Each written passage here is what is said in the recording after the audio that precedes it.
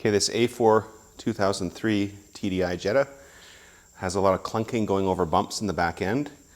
I've heard it can be different things, from these bushings here on the control arm, or whatever you call this trailing arm axle thing in here. You see in there, there's bushings there. It's a real pain to get those out. I'm hoping it's not that. Visually, they don't look too bad. It could be the shocks. We're gonna do the shocks first, see if we can get rid of this clunking over bumps. Like over speed bumps, it goes clunk, clunk, clunk in the back. These shocks look really old. They might be the originals, 20-year-old, 21-year-old shocks.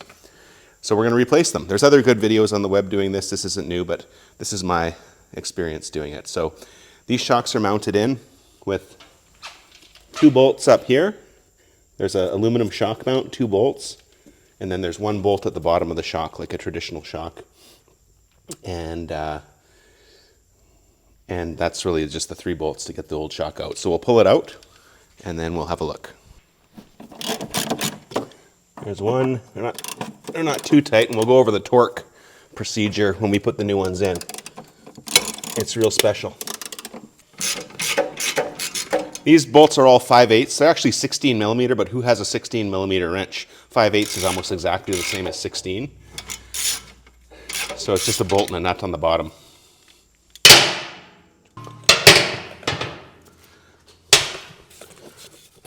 Two bolts at the top, 1 at the bottom. And then there's the old shock out. See, there's the aluminum piece at the top. There's a little dust cap on top. The shock bolts too. And there's this plastic piece. And then there's the old shock with the 1 bolt on the bottom. Okay, I bought these, what is this? FCS Auto, the cheapest shocks on Rock Auto. I've heard different things. I don't know. Some people say Monroe's junk. Some people say KYB is bad. Bill Steins would be nice, but they're like $100 and something each. These were under 20 each. I don't know. They're easy enough to change that I'm going to go with them. They're just your standard quote-unquote OEM shock. They come like this, super cheap. At the top, now again, here's the old one, right? There's that aluminum piece that bolts up to the top, and then there's the 1 bolt that goes through the bottom. Some clunking. Some people say these mounts, they have this bushing in here, that can be the cause of the clunking. Other people say it's the tightness of the bolts and the proper bolts. I don't know. New shock mounts, these are Euro parts ones. They're like 10 bucks each, so I'm just gonna put new ones on. Go. All right, now the other piece here is there's this little, see the shock just comes as a bare shock, but there's this little dust boot thing in this plastic cover, which we'll have to take off. So we'll have to disassemble this old piece here. You can see there's the new shock mount, and there's a big rubber bushing in the middle there. I don't know if you can see that. It's hard to tell if these are shaking and rattling under pressure. It feels fine, but who knows? They're cheap. I'm going to replace it. Okay. All right. Now, the other piece here is there's this little, see the shock just comes as a bare shock, but there's this little dust boot thing in this plastic cover, which we'll have to take off. So we'll have to disassemble this old piece here. You can see there's the new shock mount, and there's a big rubber bushing in the middle there. I don't know if you can see that. It's hard to tell if these are shaking and rattling under pressure. It feels fine, but who knows? They're cheap. I'm going to replace it. Okay, whenever you're doing these shocks, there's this little tab. You can get these shock tools, which have this big like sleeve. There's a Lisle number. I'll try and post it. And 1 sleeve goes over, and then you're able to hold this piece tight while you spin the nut off. I don't have one of those tools, but in this case, because it's out, I can get away with putting, again, a 5/8, it's a 16 millimeter nut on here like this, and then holding the little tab in the vise, and being able to crack that nut loose, like that, there. It's a lock nut, so it might be a little bit stiff at first, but we'll be able to get that nut off now. Okay, once we spun that lock nut off, we'll save that nut. I'll tell you why in a minute.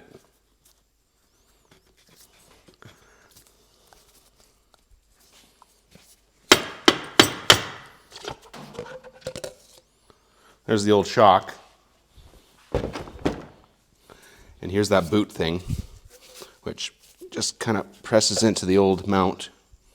still in pretty good shape. I guess it's just like a dust boot. There's the old mount. I mean, visually the bushing looks okay. Maybe it's fine, but they're cheap, like I said. This new dust shield will go on the new shock. All right, here's the old shock here, and here's the new cheapo shock here. You can see right now, well, this one, look, so I'm putting equal pressure on. This one's obviously seen better days. The new one is quite hard to push down, and of course it comes back up by itself. So it feels much, much stiffer. Those ones are completely worn out. Whether this is the source of the clunking or not, they need to be replaced. Okay, I got the boot pushed onto the new shock. Then we'll put the bushing on, or the mount, or whatever it's called. Mount, I think it's called. And it just kind of friction fits in there.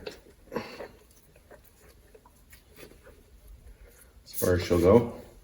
Now, here's where that shock tool comes in again. If you have one of those shock tools, you can put it on, hold the end here while you're able to tighten the nut.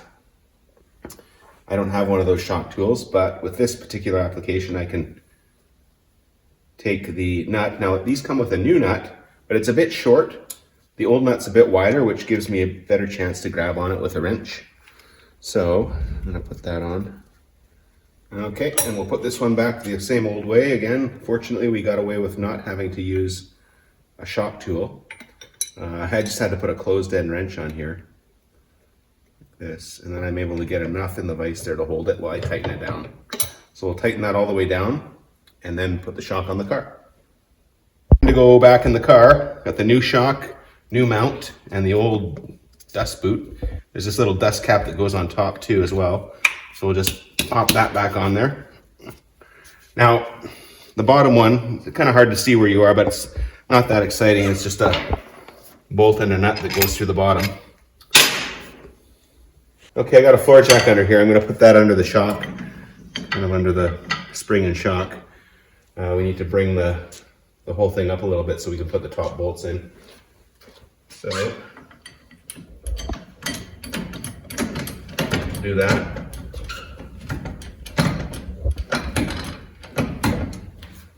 Okay, we got everything up there nice, so the two bolts go in. Now, interestingly, these bolts are called stretch bolts. You're supposed to use new ones. Okay, so these are new ones. No, just kidding, these are the old ones, but you should use new ones because they stretch, and I'm not gonna get the right torque on this, but I'm doing this just for now until I can get some new ones. You put these bolts in, so they just go back in. There's two bolts. There's 3 holes in these mounts, but there's only 2 bolts, 1 and 2. So we'll put those back in, okay? Get them started, and then we'll torque them up. All right, now that those bolts are in, so they're finger tight, and here's the procedure. With new bolts, of course, I'm just gonna tighten them just like basically finger tight, okay? Now, the manual, the Bentley manual says that somebody needs to be in the back seat, like 200 pounds needs to be in the back seat, and all of the load has to be on the shock. So that's where I'm gonna let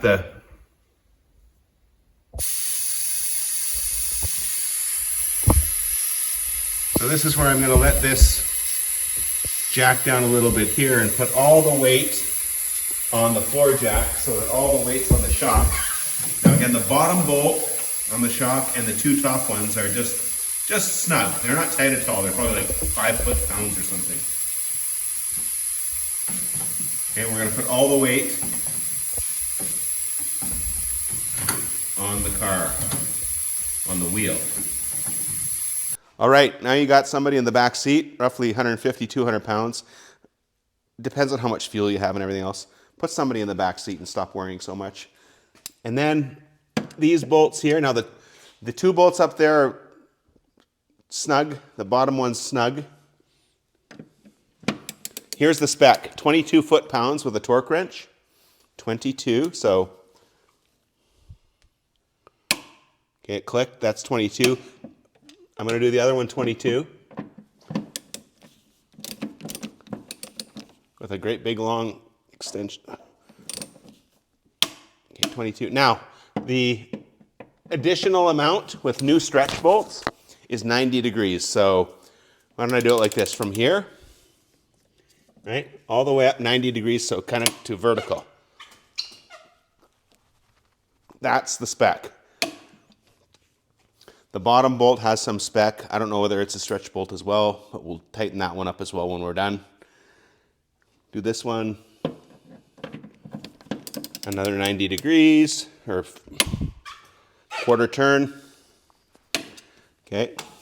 And then the bottom one down here, we'll tighten it up to some amount. That's 22 pounds, plus a little bit for good measure. And a little bit more. There. And that's it. So we'll jack this car back up a bit. Whoa. Put the wheel on and see if the clunking's gone. Regardless, these shocks needed to be replaced. They're done. The whole thing was like 50 bucks. And we'll see how long it lasts. Thanks again for watching. And stay tuned for more videos on this Jetta and the other stuff here. We've got lots of more content on this car coming. I'm finally getting it back into shape.